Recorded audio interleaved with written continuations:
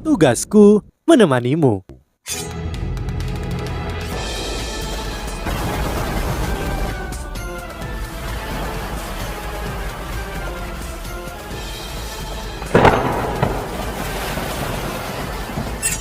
Hai sahabat Pasuk, kembali lagi bersama alur cerita versi novel Solen 2 Sekte Tang yang tak tertandingi. Jangan lupa like, subscribe, dan nyalakan tanda lonceng. Mari kita lanjutkan. Anggota Sekte Tang mulai bergerak segera, namun Susan si baru saja bangkit ketika suara yang lantang terdengar di seluruh kota Shrek. Setiap murid dari halaman dalam Akademi Shrek berkumpul di tembok kota selatan. Suara ini terlalu akrab bagi Sekte Tang.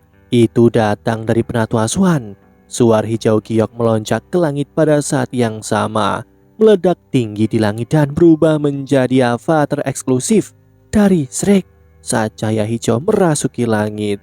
Banyak orang di sini berasal dari Akademi Shrek, dan ekspresi mereka langsung berubah ketika mereka melihat kembang api ini. Sinyal ini tidak hanya menandakan bahaya, itu berarti sejumlah besar musuh akan menyerang kota. Bagaimana bisa Akademi Shrek terletak di dalam wilayah inti dari benua Doulo, dan Akademi memiliki hubungan yang sangat baik dengan 3 kekaisaran. Dari mana musuh-musuh ini berasal? Bahkan jika itu adalah sekte tubuh yang menyerang mereka, mereka tidak akan tiba-tiba melancarkan invasi terhadap Akademi Shrek pada saat kekaisaran Ryu menjadi ancaman besar bagi semua orang. Shrek selalu adil bagi semua orang, tetapi mereka adalah Akademi. Mereka menerima bakat dan keajaiban dari seluruh dunia, dan mereka menghasilkan bakat yang sama. Mereka tidak seperti sekte yang hanya akan memelihara dan mengembangkan kekuatan mereka sendiri. Selama BB bisa mengingat, ini adalah pertama kalinya Shrek merilis sinyal darurat seperti ini.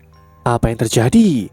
BB bisa mendengar bahwa suara Penatua Swan stabil, tetapi ada benang kegelisahan dan kekhawatiran di tengah-tengah kemantapan ini.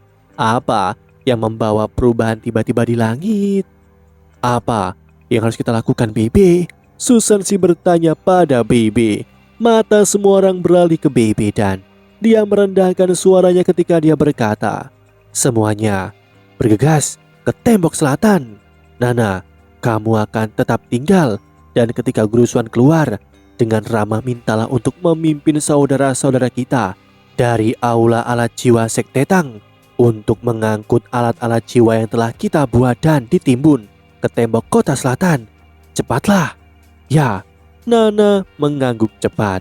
BB melambaikan tangannya dan segera memimpin anggota Sekte Tang ke tembok kota selatan.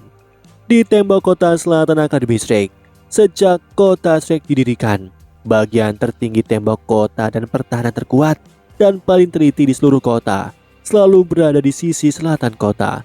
Alasannya sederhana, arah ini menghadap ke hutan Stardo. Sejak pemberontakan hutan Stardo, tembok kota selatan semakin dibentengi. Tembok kota selatan tingginya 1.500 kaki dan lebarnya 200 kaki. Itu membentang lebih dari 5 km dan itu bisa menampung lebih dari 10.000 orang untuk bertarung di dindingnya pada saat yang bersamaan. Pasukan kota Shrek kurang lebih terhubung dengan Akademi Shrek. Kota Shrek tidak memiliki raja. Pertahanan kota jatuh ke Paviliun Dewa Laut Akademi Shrek. Hampir setiap perwira pertahanan kota adalah individu yang kuat yang telah lulus dari Akademi Shrek. Kepala petugas pertahanan kota Shrek saat ini adalah Sising. Dia berusia 48 tahun dan bisa dikatakan berada di puncak kehidupannya. Ketika dia belajar di Akademi Shrek, dia pernah memiliki nama panggilan penyihir waktu. Setelah itu, ketika ia menjadi seorang Feng Hao Doulo, gelarnya adalah Waktu. Waktu Doulo Sising. Pada saat ini, Waktu Doulo Sising berdiri di tembok kota dan menatap jauh ke kejauhan dengan ekspresi masam di wajahnya. Lebih tepatnya, dia menatap ke selatan. Tentara pertahanan kota sedang bekerja keras di tembok kota, dan semua orang dengan gugup menyiapkan segala macam alat jiwa pertahanan. Ada 100.000 orang di pasukan kota Shrek. 30% dari mereka adalah Mas Roh dari Akademi Shrek.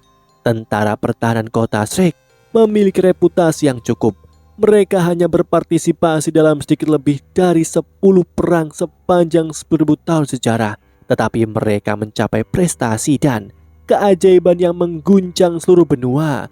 Dalam setiap kejadiannya, dalam sejarah perang suci, bentrok antara benua Ryu dan benua Doulo, merekalah pelopor dalam perang dan merekalah yang membombardir pasukan Ryu pada saat itu. Kini, meriam besar berjajar di atas tembok kota, menunjuk jauh ke kejauhan. Semua jenis peluru meriam jiwa stasioner diangkat ke atas tembok kota. Semua orang sudah di atas tembok kota dan mereka semua bersiap untuk pertempuran di posisi masing-masing. Halaman dalam Shrek juga tidak diam. Bayangan demi bayangan dengan cepat bergerak dari sisi timur kota ke arah tembok kota selatan. Sising menatap ke kejauhan. Dia bisa merasakan kepahitan dari sudut mulutnya. Berapa tahun kota Shrek tidak berpartisipasi dalam perang, dan sekarang sudah ada di sini. Dia tidak bisa mengingat, tetapi yang bisa diingatnya adalah bahwa 2 perwira pertahanan kota sebelumnya tidak berpartisipasi dalam satu perang pun. Dia baru terpilih 3 tahun dan dia mendapatkan jackpot ini. Jejak musuh mereka secara bertahap muncul di cakrawala. Kekuatan mana di seluruh benua yang dapat menyebabkan langit berubah dan dapat menginjak pasukan kota Shrek yang hebat dengan kemeriahan seperti ini? Hanya kekaisaran yang bisa menciptakan kekuatan dalam skala seperti ini. Namun, bagaimana mungkin 3 kekaisaran asli benua Doulo melakukan tindakan terhadap kota Shrek? Jika demikian, entitas apa selain kekaisaran yang dapat melakukan hal seperti ini? Hanya ada satu tempat lain, dan itu adalah tempat yang lebih menakutkan daripada salah satu dari 3 kekaisaran benua Doulo. Pasukan di tempat ini tidak terlalu pintar, tetapi mereka memiliki naluri pertempuran yang sangat mengesankan. Mereka dilahirkan dengan selera darah dan kecenderungan untuk membunuh, dan mereka penuh dengan kebencian terhadap manusia. Hampir setiap individu dalam pasukan itu kuat dan jumlah mereka hampir tak ada habisnya. Sementara beberapa individu terkuat di benua ada di belakang mereka, menahan benteng. Ya, kekuatan menakutkan ini datang dari tetangga Akademi Shrek. Shrek telah menemui mereka berkali-kali di masa lalu dan hampir setiap anggota dari Akademi Shrek pernah ke tempat ini. Itu adalah hutan Stardo. Gelombang monster ada di sini, di depan mata mereka. Gelombang binatang buas yang menghiasi langit sampai berubah menjadi hitam.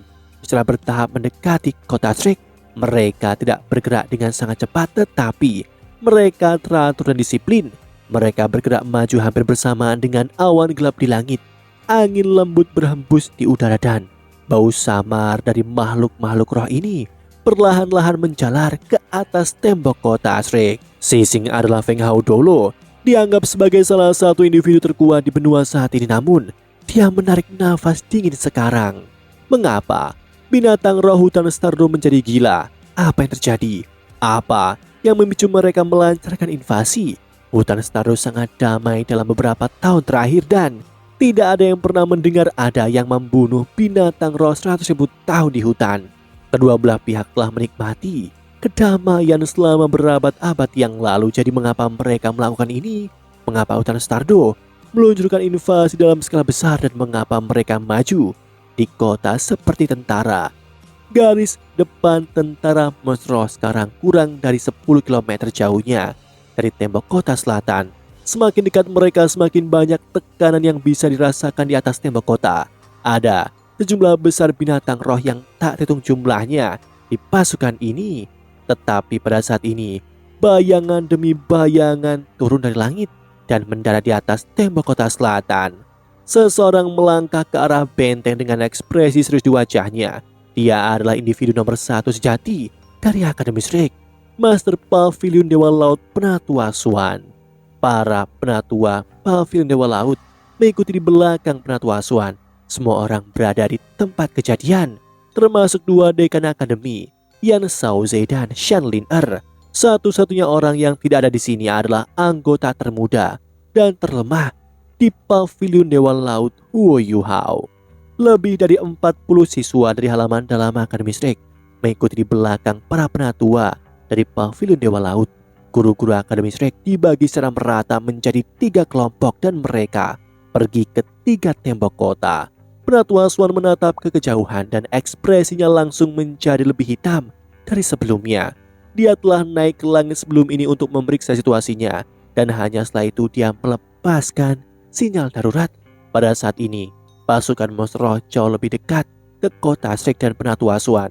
Sangat jelas tentang betapa mengerikannya situasi mereka. Dia adalah satu-satunya yang telah melewati gelombang monster roh sebelumnya di antara berbagai sesepuh dari pavilion Dewa Laut. Namun, situasi yang mereka hadapi saat ini lebih berbahaya daripada invasi sebelumnya. Penatua Swan tidak punya waktu untuk merenungkan mengapa hutan Stardo tiba-tiba meluncurkan invasi monster roh dan mengapa mereka datang ke kota Shrek. Satu-satunya pemikiran dalam benaknya adalah apakah Akademi Shrek dapat mempertahankan diri melawan pasukan besar yang terdiri dari lebih 100.000 monster roh.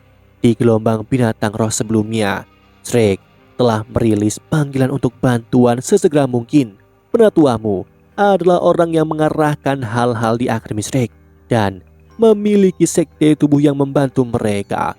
Meskipun sekte tubuh dan Akademi Shrek tidak berhubungan baik, mereka memiliki chemistry dan kerjasama yang baik selama insiden itu. Mereka telah berhasil bertahan sampai bala bantuan yang cukup telah tiba. Dan hanya pada saat itulah mereka menghentikan monster-monster roh untuk maju. Akhirnya mereka menandatangani perjanjian damai dengan binatang roh. Namun, monster roh telah menentang perjanjian mereka atas inisiatif mereka sendiri dan telah meluncurkan gelombang binatang buas terhadap kota Shrek. Penatuamu tidak lagi di sini dan mereka tidak memiliki sekte tubuh untuk membantu mereka. Meskipun kota Shrek memiliki lebih banyak alat jiwa dibandingkan dengan saat itu, bisakah mereka benar-benar menahan pasukan monster roh yang begitu besar ini? Beberapa penatua pavilion Dewa Laut juga tampak sangat sedih ketika mereka menatap tentara di depan mereka. Penatua Song tiba di samping Penatua Swan dan dia merendahkan suaranya ketika dia berkata, "Mengapa kita tidak melihat pertanda atau peringatan? Namun hutan Stardo melancarkan invasi terhadap kita. Apa yang sedang terjadi? Tepatnya ini." Penatua Swan menurunkan suaranya dan berkata, "Ada pertanda. Tidakkah kamu ingat beberapa hari yang lalu masa awan darah muncul di atas hutan Stardo? Aku khawatir kejadian ini ada hubungannya dengan itu. Mungkinkah salah satu dari monster roh penting hutan Stardo atau mungkin monster roh tertentu telah dihabisi oleh monster roh manusia dan mereka marah karena itu?" Perjanjian damai yang kita tanda tangani saat itu menyatakan bahwa tidak dapat menyerang monster roh dan orang-orang yang mengarahkan hal-hal di dalam hutan Stardo selalu terhormat. Sepertinya sesuatu yang besar pasti telah terjadi.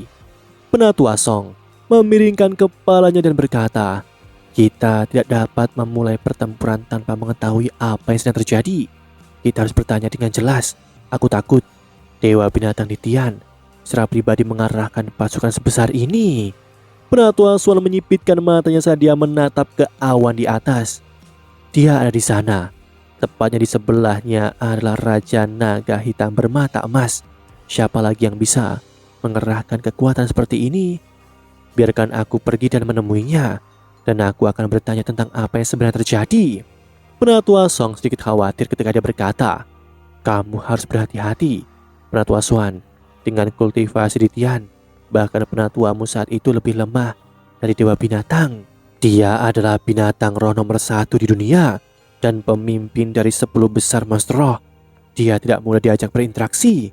Penatua Swan tersenyum polos dan menjawab, "Jadi, bagaimana jika dia tidak mudah berinteraksi? Kehormatan dan kemuliaan Shrek terserah kita untuk menjunjung tinggi dan membela. Aku akan melindungi kota Shrek selama aku masih memiliki satu nafas, dan aku tidak akan membiarkan orang-orang ini menyerang kita. Aku naik, kamu akan mengambil alih komando." Penatua Swan mengambil langkah ketika dia berbicara dan dia hanya berdiri di atas benteng seperti itu ketika dia merentangkan kedua tangannya ke kedua sisi dan melonglong ke langit.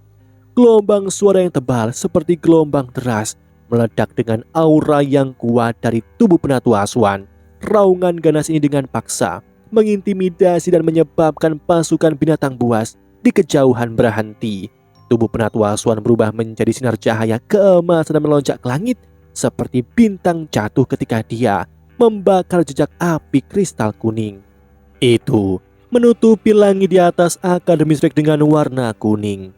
Langkah Penatua Swan membangkitkan kembali semangat dan aura kota Shrek, dan semua orang melebarkan mata saat memandang, terutama siswa dari halaman luar. Mereka mungkin hanya akan mendapatkan satu kesempatan ini dalam hidup mereka untuk menyaksikan pertarungan antara beberapa individu terkuat di dunia. Dan kegembiraan di hati mereka jauh melebihi kecemasannya. Bayangan kolosal yang panjang lebih dari 100 meter berkedip di tengah cahaya keemasan itu. Pola naga berselaput di atas kerangka yang sangat besar dan tanduk kembar menunjuk ke langit. Itu adalah jiwa bela diri perkasa dari Penatua Swan, Banteng Toti yang saleh. Penatua Swan belum membuat langkah ke dalam keilahian, tetapi dia adalah Toti Doulo, seorang Masroh peringkat 98 yang kuat. Dia masih bisa bertarung melawan Kaisar Naga Doulo, naga suci kegelapan Long Xiaoyao. Warna-warna kuning yang tinggi di langit dengan cepat terjalin dengan kilau hitam seperti tinta. Warna-warna hitam berhenti sejenak sebelum bertabrakan. Aura kuat bertabrakan tanpa henti. Apa yang lebih aneh adalah bahwa tidak peduli bagaimana mereka bentrok, aura mereka tidak mempengaruhi pasukan binatang roh atau kota Shrek di bawah mereka. Keluar dan bicara di Tian. Suara mendalam dan padat dari Penatua Swan bergema di seluruh langit. Meskipun dia adalah satu-satunya yang berbicara, semua orang dari kota Shrek dan pasukan binatang roh dapat mendengarnya dengan jelas. Kau, Toti. Suara dingin es bergema di langit dengan cara yang sama, namun ketika suara ini muncul, suara terakhir dari Penatua Swan langsung hancur, seolah-olah seseorang telah dengan paksa memotongnya. Ya, ini aku Ritian. Kamu telah mengumpulkan begitu banyak monster roh dari hutan Stardo ke Akademi Shrek tanpa mempertimbangkan konsekuensinya. Mengapa kamu melakukan ini? Penatua Swan bertanya dengan keras, dengan suara berat. Suara sedingin es Ritian bisa terdengar sekali lagi. Mengapa? Kau manusia tercela sebenarnya bertanya mengapa? Selama bertahun-tahun ini kapankah manusia pernah berhenti melukai dan membunuh kami monster roh? Monster roh telah hidup dalam pengasingan di dalam habitat seperti hutan Stardo, tetapi manusia tidak pernah berhenti mengganggu kami. Manusia telah membunuh saudara-saudaraku dan manusia telah memotong-motong mayat mereka untuk meningkatkan kekuatan kalian sendiri. Monster roh telah berkurang jumlahnya dari awal sampai akhir. Jika ini dibiarkan berlanjut, dalam jangka panjang monster roh akan punah suatu hari nanti. Penatua Swan berpikir sejenak dan berkata, kami sama-sama menyadari masalah ini, Titian. Kamu harus memahami bahwa manusia tidak ingin hal itu terjadi juga. Namun keberadaan jiwa bela diri telah membentuk rantai makanan ini. Dan monster roh harus berburu dan membunuh monster roh untuk mendapatkan cincin roh jika mereka ingin menjadi lebih kuat. Kami memikirkan apapun yang bisa kami lakukan untuk mengganti cincin roh, dan kami berada di tengah-tengah penelitian sekarang. Untuk saat ini bagaimanapun, sepertinya masih ada jumlah yang cukup bagi monster roh. Selain itu, apakah kamu mengatakan bahwa monster roh tidak membunuh manusia sebelumnya? Jumlah manusia yang telah berkelana ke habitatmu dan mendapatkan sesuatu jauh lebih sedikit dari jumlah monster roh yang telah dibunuh oleh kalian. Hal ini selalu saling menguntungkan. Lebih jauh lagi, apakah kamu lupa tentang perjanjian damai yang kita tanda tangani saat itu? Kamu adalah dewa binatang. Apakah kamu akan menjilat kata-katamu? Ditian tertawa dingin dan berkata, jangan mencoba berbohong padaku. Dewa Naga Doulo tidak menemukan cara untuk mengganti cincin roh saat itu, dan aku juga tidak percaya kalian bisa melakukannya. Adapun perjanjian, kau memiliki keberanian untuk berbicara kepadaku tentang itu? Jika ingatanmu masih berfungsi, kau harus ingat bahwa ada keberadaan yang sangat penting dalam hutan Stardo. Singa emas bermata tiga. Singa emas bermata tiga. Penatua Swan hampir merasakan jantungnya berdetak kencang ketika dia mendengar nama ini, dan perasaan tak menyenangkan memenuhi hatinya. Banyak monstro tidak terbiasa dengan nama ini. Singa emas bermata tiga dan bahkan para penatua di pavilion Dewa Laut tidak tahu tentang keberadaannya. Namun, penatua Swan mengenalnya dengan sangat baik dan dia telah melihatnya sebelumnya dengan matanya sendiri. Dia bahkan telah membantu Woyuha mendapatkan bagian dari kekuatan takdir singa mata emas bermata tiga. Tentu saja, dia mengerti betapa pentingnya singa emas bermata tiga bagi hutan Stardo dan bahkan 5 besar monstro yang berlabuh di inti hutan. Dalam praktiknya, tidak sepenting binatang keberuntungan. Keberadaan singa emas bermata tiga telah memungkinkan hutan Stardo berkembang pesat selama 10.000 tahun terakhir. Monstro manusia telah memburu dan membunuh monstro secara terus-menerus, tetapi jumlah keseluruhan monstro hutan dan kekuatan keseluruhan mereka tidak melemah. Bahkan, kekuatan keseluruhan monstro telah meningkat. Dalam beberapa hal, singa emas bermata tiga setara dengan penguat untuk hutan Stardo dan keberadaannya adalah alasan mengapa hutan memiliki kekuatan dan skala yang mereka miliki hari ini. Apa? Sesuatu terjadi pada singa emas bermata tiga? Penatua Swan bertanya dengan nada tak percaya. Statusnya di dalam hutan sebanding dengan Ditian. Ditian mendus dingin dan awan gelap di langit tampak menjadi lebih suram dari sebelumnya. Kecuali jika sesuatu terjadi pada binatang keberuntungan, mengapa kau pikir aku akan berusaha keras untuk memulai perang? Menurutmu mengapa aku akan mempertaruhkan nyawa saudara-saudaraku untuk memulai perang seperti ini? Beberapa hari yang lalu, aku merasakan aura kematian binatang keberuntungan. Demikianlah kisah untuk kali ini. Sahabat Pasuk, jangan sedih, jangan bimbang, apalagi galau, karena aku kan selalu menemanimu.